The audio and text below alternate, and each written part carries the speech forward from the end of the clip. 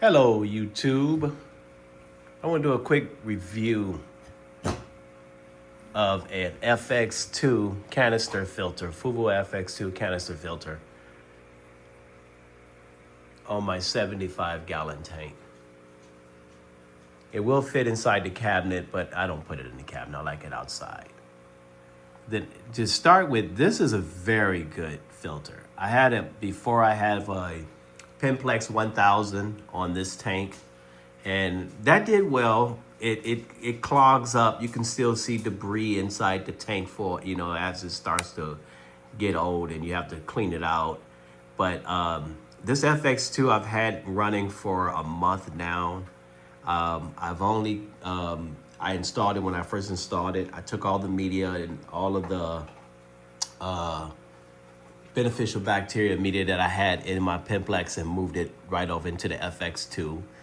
And it done is extremely well. They also have, if you can see in the background there, I still have 2 sponge filters back there running as well. So those were also on the tank prior to. So I completely redid this tank. It looked completely different than it did about a month ago when I bought the new FX2 on there.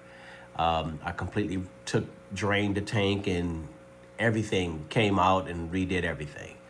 I think this tank is amazing. 75-gallon is a good size to put several fish in there. Good community tank. I'm gonna add some Bosmani rainbows to it. I got some Buenos Aires tetras in there. I got a couple Grammies. I got a pleco in there, about a 6-inch pleco. He's grown a lot. I call him the shark. I also had 3 clown lotions in there, but they had just gotten so big, and I had to get rid of those things because anybody know anything about the fish world, and you got a clown lotion, if you got a good enough size tank, them bad boys will grow. They grow slow, but they do get pretty big. So I ended up getting rid of those. I gave them to an aquarium store out here in California.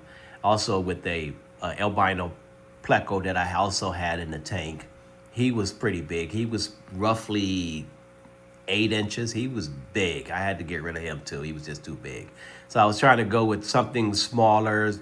The fish, I want to have more of a smaller community tank. I think I'm going to add some Bosmani rainbows in there, maybe a blue acara if I can find a quality, blue acara. I was at a fish store just the other day and they had ick in their tank. And I was like, so I probably won't go back over there no more. Nonetheless, I'm thinking about some blue acaras in there, maybe some Bosmani rainbows, maybe a few more Grammies, a few more tetras in there. Nothing too small as far as the tetras go, because electric blue acaras does kind of grow to about 3.5 to 4 inches, and anything small, then they probably eat it. So I think they probably won't mess with the Bosmani's tetras. I don't think they would bother those in there. I like I say, if you notice the tank in the background, all the plants in this tank is actually artificial. They look real, but they're actually artificial plants. I got them on Amazon from a company called NZS. They have quite a few other artificial plants, but these I think were spectacular. They look extremely real. They move well in the water. They have the right texture. Although there is some real plants in there. If you look closely, right in the foreground, like right here, over here, there's Java Fern. There's a Java Fern back there. So there is a few live plants in this tank. I know a lot of these, you see a lot of these websites on YouTubers, and they talk about live plants help control the nitrates inside the tank, and I agree with that. It probably does. I just don't use them. I use ChemiPura Elite along with Purigen inside my canister, and that helps controls nitrates as well. It's a chemical filtration instead of the live plants. Personally, I just think it looks better to me.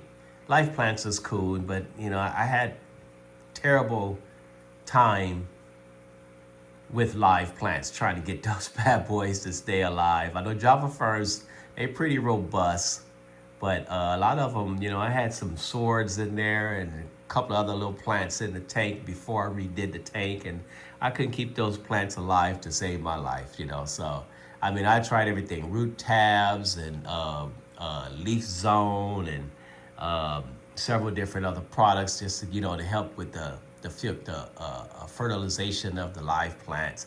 So I decided to go with the artificial ones. They look a little bit more real, and I don't have to put much care into them, and I like that, you know. So I think I'm gonna buy a few more of these plants and add to it when I add more fish. I'm about ready to add more fish very soon, actually.